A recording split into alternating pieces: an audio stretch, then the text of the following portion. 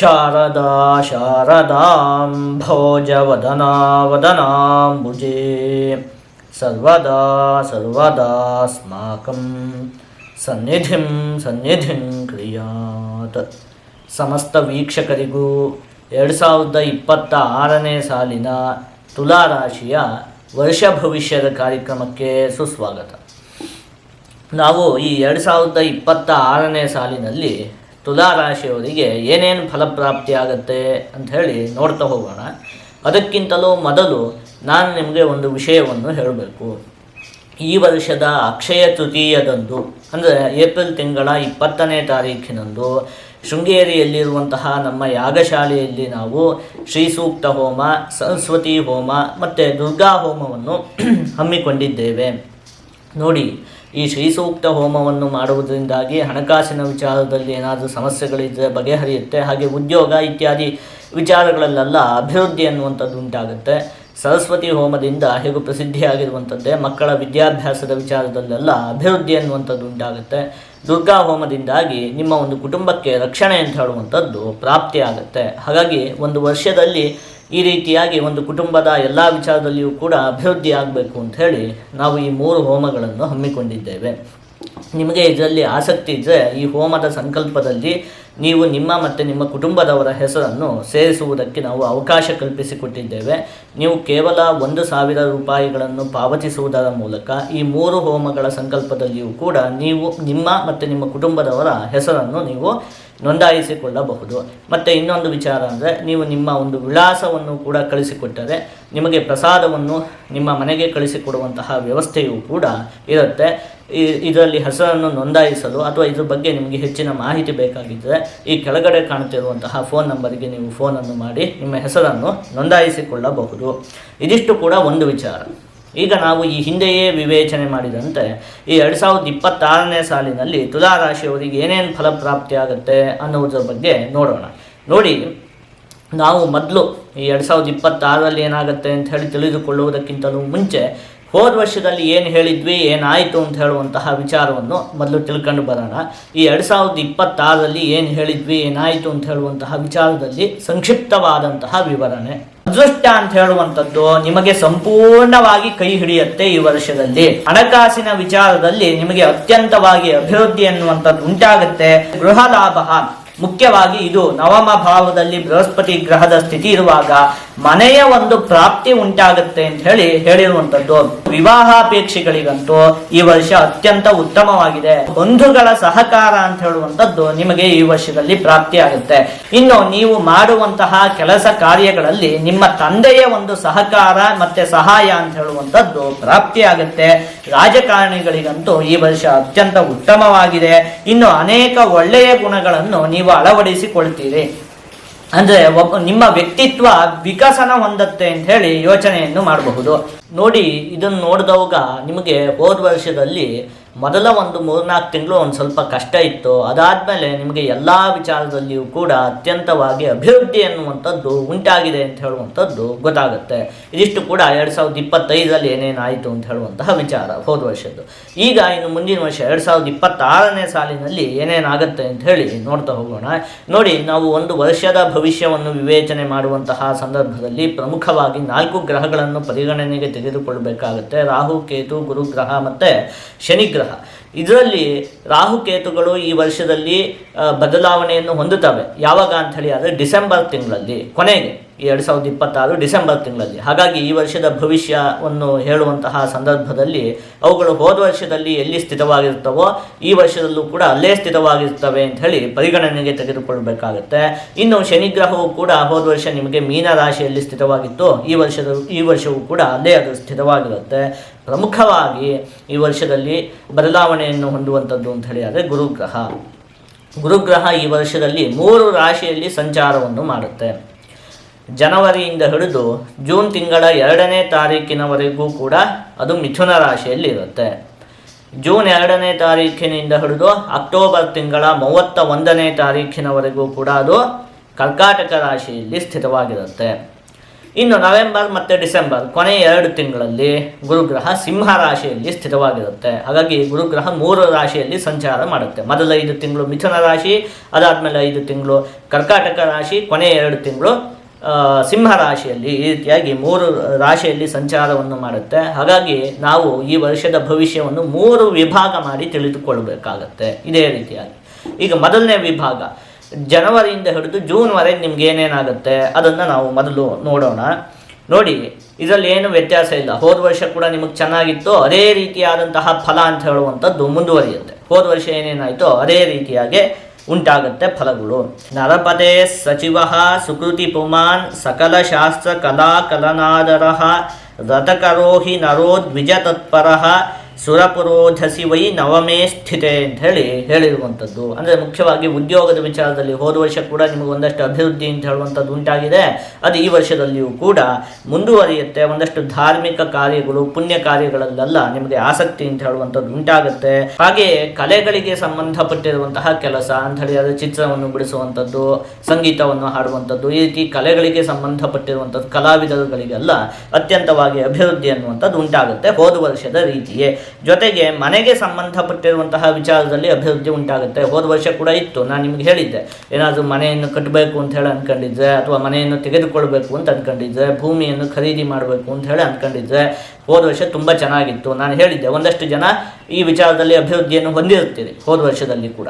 ಈ ವರ್ಷದ ಒಂದು 5ನೇ ತಿಂಗಳವರೆಗೂ ಕೂಡ ಅದು ಮುಂದುವರಿಯುತ್ತೆ. ನೋಡಿ, ಇನ್ನೂ ಕೂಡ ಅವಕಾಶ ಇದೆ. ಹಾಗಿದ್ದೇನಾದರೂ ಇದ್ದರೆ ಪ್ರಯತ್ನ ಪಡಿ, ಆಗುವುದಕ್ಕೆ ಅವಕಾಶ ಅಂತ ಹೇಳುವಂಥದ್ದಿದೆ. ವಿದ್ಯಾರ್ಥಿಗಳಿಗೆ ಅತ್ಯಂತ ಉತ್ತಮವಾಗಿದೆ. ಕೃಷಿಕರಿಗೂ ಕೂಡ ಹೋದ ವರ್ಷದಲ್ಲೂ ಲಾಭ ಆಗಿತ್ತು, ಅದೇ ರೀತಿಯಾಗಿ ಈ ವರ್ಷದಲ್ಲಿಯೂ ಕೂಡ ಲಾಭ ಅಂತ ಹೇಳುವಂಥದ್ದು ಮುಂದುವರಿಯುತ್ತೆ.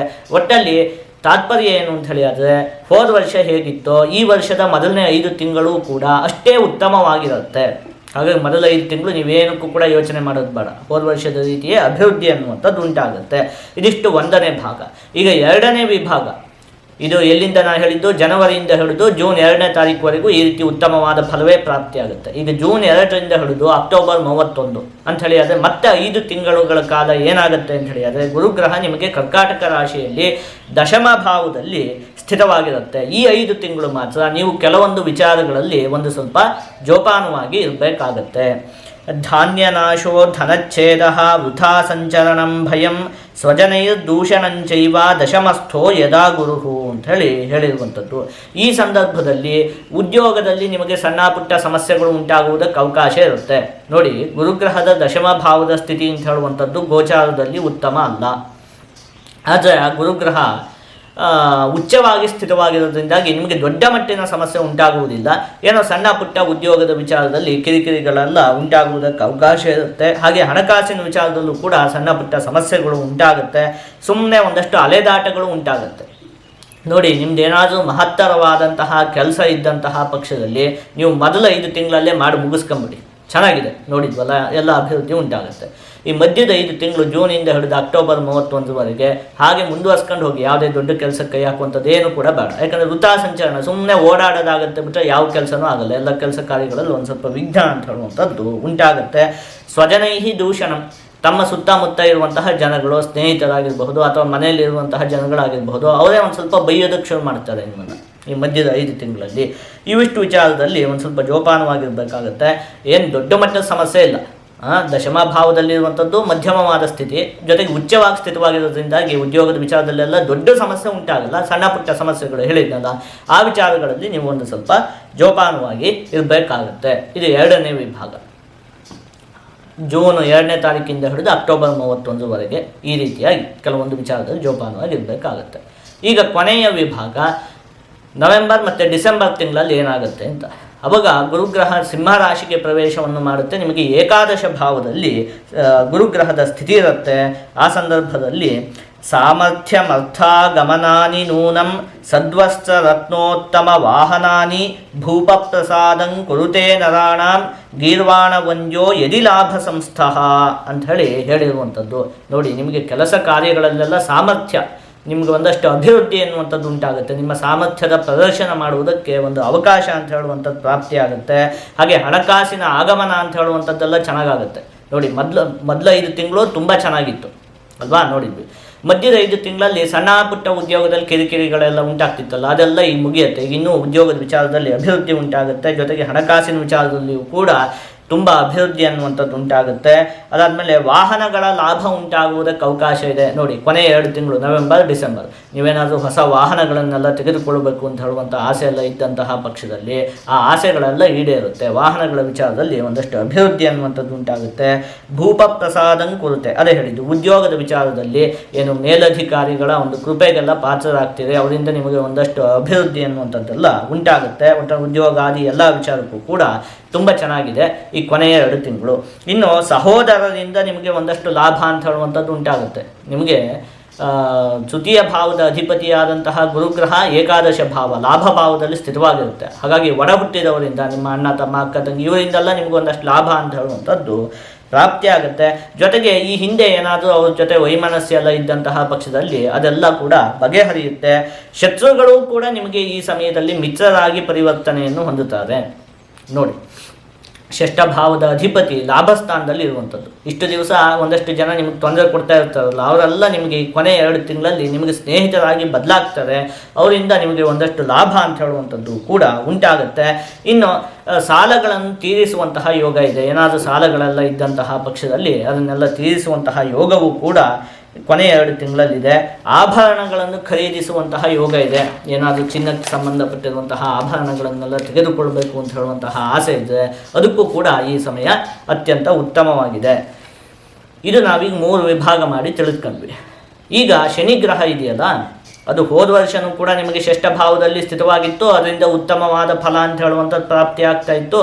ಈ ವರ್ಷದಲ್ಲಿಯೂ ಕೂಡ ಅದು ನಿಮಗೆ ಷಷ್ಠ ಭಾವದಲ್ಲೇ ಸ್ಥಿತವಾಗಿರುತ್ತೆ. ಹಾಗಾಗಿ ಅದರಿಂದ ಉತ್ತಮವಾದ ಫಲವೇ ವರ್ಷ ಪೂರ್ತಿ ನಿಮಗೆ ಪ್ರಾಪ್ತಿಯಾಗುತ್ತೆ.